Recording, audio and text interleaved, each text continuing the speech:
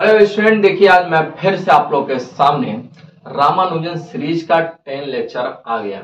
आइए इसका हम सॉल्यूशन पार्ट दे रहे हैं 1.5। आप लोग का इंट्रोडक्शन हो गया था। आइए इसका सॉल्यूशन देखते हैं। सॉल्यूशन देखते कैसे किया जाता है। फर्स्ट में बोला है कि लेट यूनिवर्सल सेट दिया है, ए दिया है, बी दिया है, सी दिया है। कॉम्प्लीमेंट ऑफ सेट पूछा है। क्या पूछा है? Complement of set. देखिए, यदि किसी का कॉम्प्लीमेंट ऑफ सेट आपको फाइंड करना होता है तो आप क्या करते हो? बस यूनिवर्सल सेट में से एक जो सेट एक एलिमेंट है उसको हटा दो, बाकी जो बचा वही आपका क्या होगा? एक कॉम्प्लीमेंट हो। क्यों? तो बताइए यूनिवर्सल सेट क्या है आपका? ये U इक्वल टू 1 2 3 4 5 6 7 8 9। ए क्या है? 1 2 3 4। आप क्या करोगे? 1 2 3 4 को हटा दो, बाकी क्या बचा आपका? जो बचा वही आपका क्या होगा? ए डैश होगा, यूनिवर्सल सेट होगा। यानी 5 6 7 8 9। बोलिए, क्लियर है? जैसे आपको बी डैश निकालना है तो बी का एलिमेंट आप ले लो 2 4 6 8। यूनिवर्सल सेट में से 2 4 6 8 हटा दीजिए, बाकी जो बचा वही आपका यूनिवर्सल सेट होगा, यानी B dash complement of B होगा। तो देखो भैया, 2 हटा दो, 4 हटा दो, तो 1 बचा, 3 बचा, 5 बचा और 6 भी हटा दिए तो 7 बचा, 9 बचा। यही आपका क्या हो जाएगा? बी डैश हो जाएगा। तो ए डैश बी डैश भी निकल गया। ए यूनियन सी डैश अगर कहीं भी बोले तो कुछ नहीं करना है, बस पहले ए यूनियन सी निकाल लेना है। क्या निकालना है? A union C. देखो, तो ए यूनियन सी कैसे निकालेंगे हम लोग? यूनियन और इंटरसेक्शन अभी हम लोग बात किए थे, ए और सी। देखो भाई, पहले ए यूनियन सी हम लोग निकाले। ए और सी ऐसे एलिमेंट जो दोनों सेट्स में रिपीट नहीं होने चाहिए। सही बात है ना? बोलो, 1 फिर क्या होगा? 2 होगा, 3 और 4 दोनों में है। देखिए, तो 3 और 4 को हम क्या करेंगे? एक ही बार लिखेंगे। और 5 और 6 हो गया। अब इसका मुझे डैश निकालना है, यानी ए यूनियन सी का डैश। इसमें से ये वाला एलिमेंट हटा दो, जो बचा ए यूनियन सी का डैश। 1 2 3 4 5 6, यहाँ पे 7 8 9, तो 7 8। यही आपका ए यूनियन सी का डैश हो जाएगा। ए यूनियन बी आप खुद से फाइंड करें, इसको, इस क्वेश्चन को आप खुद से फाइंड करें। ठीक है, देखिए ए डैश फिर उसका डैश। हम लोग क्या आइडेंटिटी प्रॉपर्टी पढ़े थे, जिसमें से हम क्या देखे थे कि ए डैश का डैश हो जाता है तो उसको इक्वल टू ए लिखा जाता है। तो ए आपका क्या होगा? 1 2 3। भाई वही प्रॉपर्टी से भी यदि ऐसे भी करना चाहते हो तो इसमें कोई फर्क नहीं पड़ने वाला है। यदि ए डैश तुम पहले फाइंड करोगे आप, तो ए डैश इसमें से 1 2 3 4 निकाल दीजिए, तो क्या बचा? 5 6 7 8 9 बचा।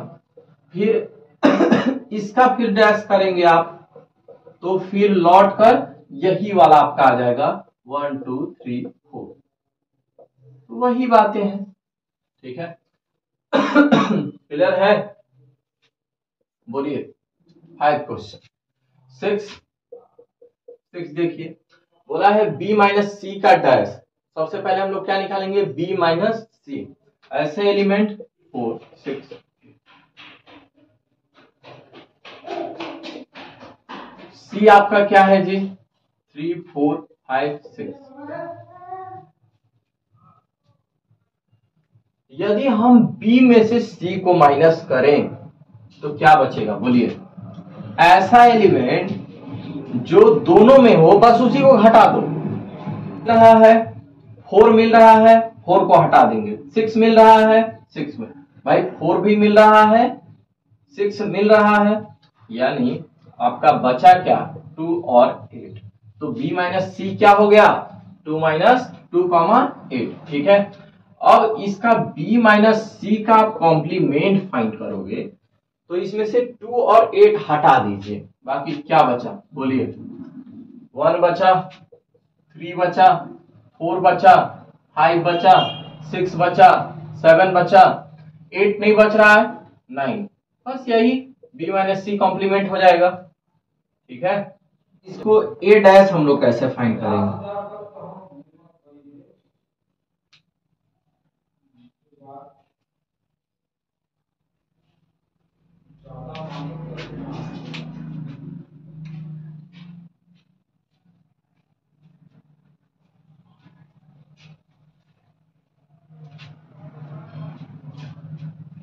अब देखेंगे कि तीनों में ए में जो सेट ए है इसका एलिमेंट इसमें है, उसको बस छोड़ दीजिए, बाकी जो बचा उसी को लिख दो। तो ए बी सी को छोड़ दीजिए, क्या बचा, D E F G H, यही तुम्हारा ए डैश खत्म। बाकी सब अपने से आप फाइंड कर लें, बी का, सी का, डी का, सभी का आप निकाल लीजिए। चलिए देखते हैं तीसरा क्वेश्चन, देखते हैं थर्ड क्वेश्चन की कैसे इसको करेंगे, आइए समझते हैं।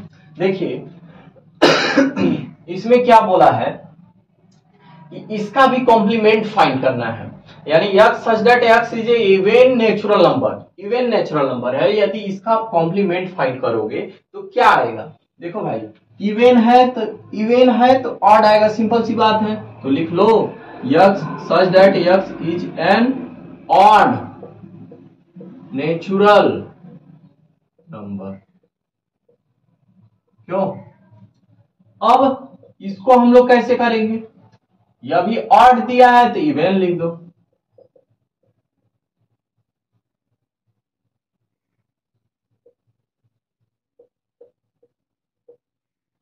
हाँ, अब इसमें बोला है कि x such that x is a positive multiple of 3, x such that x belongs to natural number or is not positive multiple of 3। ठीक है देखो भाई इसमें भी प्राइम नंबर बोला है तो x such that x is composite number हो जाएगा, यहां पे क्या हो जाएगा, composite number and x equal to 1। ठीक है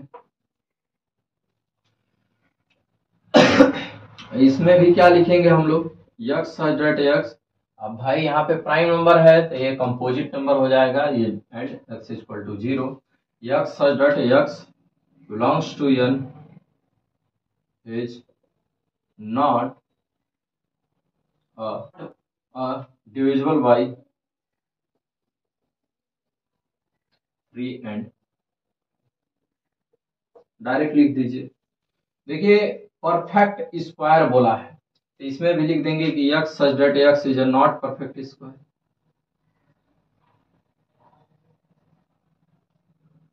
परफेक्ट स्क्वायर इसमें भी लिख दो x such that x is not a perfect cube. ठीक है, हो गया question. x plus 5 equal to 8, x equal to 8 minus 5 यानी 3, जो कि 3 से क्या होना चाहिए, x की वैल्यू जो है वो 3 के इक्वल नहीं होना चाहिए, यानी इसका भी वैल्यू क्या होगा, यानी x such that x is a natural number and x not equal to 3 बस। ठीक है, इसमें भी क्या होगा, 2x प्लस 5 इक्वल टू 9 है, इसमें क्या करोगे, 2x प्लस 9 माइनस 5 यानी 4, तो x इक्वल टू 2 आ जाएगा। ठीक है, तो इसमें भी वही बात लिख दीजिए, x such that x belongs to natural number and x not equal to 2। यही ना होगा। क्या बोला है, ये बोला है कि 7 से ज्यादा नहीं होना चाहिए, 7 के इक्वल, यानी 1 2 3 4 5 6 हो गया। इसमें क्या बोला है, 2x प्लस 1 इक्वल टू 10 लिख लो, तो 2x इक्वल टू 9, तो x इक्वल टू 9/2। ठीक है, तो इसमें क्या होगा भैया, इसमें भी आप 5 6 7 8 9 S1, यही होगा आपका आंसर। जो 4 क्वेश्चन है ठीक इसी तरह से ही हम लोग करेंगे। देखिए कैसे करेंगे, आइए देखिए।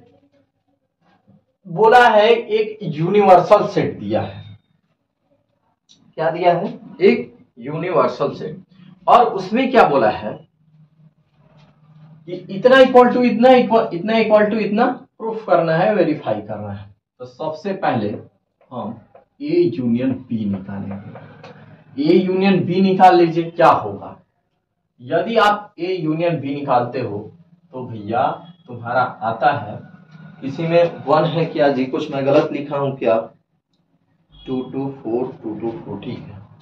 तो ए यूनियन बी निकालिए, 2 मिल रहा है, 3 मिल रहा है, 4 भी, 5 भी, 6 भी, 7 भी, 8 भी। यदि आप इसका इंटरसेक्शन निकाल रहे हो, सॉरी इसका कॉम्प्लीमेंट यानी ए यूनियन बी का डैश निकाल रहे हो, तो डैश निकालिएगा तो क्या होगा, देखिए 1 और 9, इसके अलावा तो सब कॉमन हो जा रहा है, 2 3 4 5 6 7 8, ठीक है।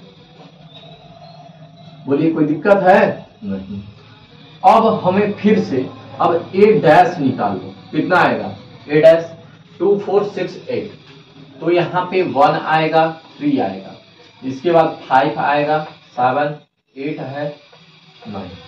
अब बी डैश एक बार फाइंड कर लो भैया, बी डैश तुम्हारा कितना होगा, 2 3 5 7, 2 3 5 7, तो 2 1 4, 5 है, 6 है, 8 है, 9।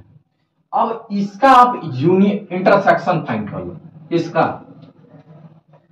ए डैश इंटरसेक्शन बी डैश, बोलो भैया वही एलिमेंट लेना है जो कि इसमें कॉमन है, उसके अलावा नहीं लेना है। तो 1 हो गया और 9 हो गया। क्या आप देख पा रहे हैं कि दोनों मेरा इक्वल आ जा रहा है, यानी A union B dash equal to A dash intersection B dash, दोनों क्या हो जा रहा है, वेरीफाई हो जा रहा है। ठीक है, इसी तरह से आप दूसरा क्वेश्चन खुद से करें। ठीक है, वेन डायग्राम, देखो भाई वेन डायग्राम इसमें बनाना है, पहले ए यूनियन बी का आप वेन डायग्राम बनाना, इसके बाद उसका डैश का हम लोग बनाएंगे। ठीक है, यदि आप ए यूनियन बी का बनाते हो वेन डायग्राम, ये आपका यूनिवर्सल सेट हो गया, और ए यूनियन बी का वेन डायग्राम क्या होगा,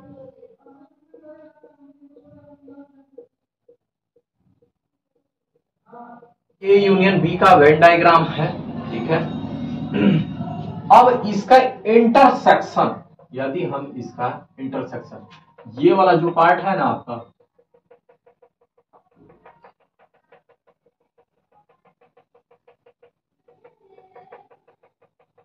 यही आपका ए यूनियन बी का डैश है। ठीक है, कॉम्प्लीमेंट इसी का डैश। ठीक है, अभी आपने डी मॉर्गन्स लॉ पढ़े थे, डी मॉर्गन लॉ, ये लॉ क्या बोला था हमसे, बोलो भी, ए यूनियन बी का जो डैश है वो ए डैश इंटरसेक्शन बी डैश होता है, और दूसरा ए इंटरसेक्शन का बी डैश किसके इक्वल होता है, ए डैश यूनियन बी डैश होता है। हम लोग ये डी मॉर्गन्स लॉ में सीखे थे। अगर आप इसका वेन डायग्राम खींचोगे, किसका, ए इंटरसेक्शन बी का, तो ए इंटरसेक्शन बी का, देखो भाई ये इक्वल टू ये है डी मॉर्गन्स लॉ से, तो इसका जो वेन डायग्राम होगा वही इसका वेन डायग्राम होगा, यानी दोनों का वेन डायग्राम सेम होगा। ठीक है, अब देखिए एक इसका भी हम लोग खींच के देखते हैं, ए इंटरसेक्शन बी का। बोलो, ये इसका यदि खींचोगे तो आपका ये वाला पार्ट क्या हो रहा है, ये तुम्हारा ये होगा ए इंटरसेक्शन बी। यदि हम इसको वेन डायग्राम में खींचते हैं, इसका कॉम्प्लीमेंट खींचते हैं, तो ये पूरा पार्ट हो जाएगा। क्या हो जाएगा? पूरा। क्लियर है? बोलो, क्लियर है कि नहीं? हाँ, तो इसका जब आप खींचोगे तो क्या हो जाएगा भैया? ए इंटरसेक्शन बी का डैश। क्लियर है? बोलिए, क्लियर है कि नहीं? यही हो गया। अब ये जो इसका वेन डायग्राम होगा, यही इसका वेन डायग्राम होगा, क्योंकि ए इंटरसेक्शन बी का dash equal to A dash union B dash होता है। ठीक है, तो ये बातें दोनों आप लोग को क्लियर हुई होगी।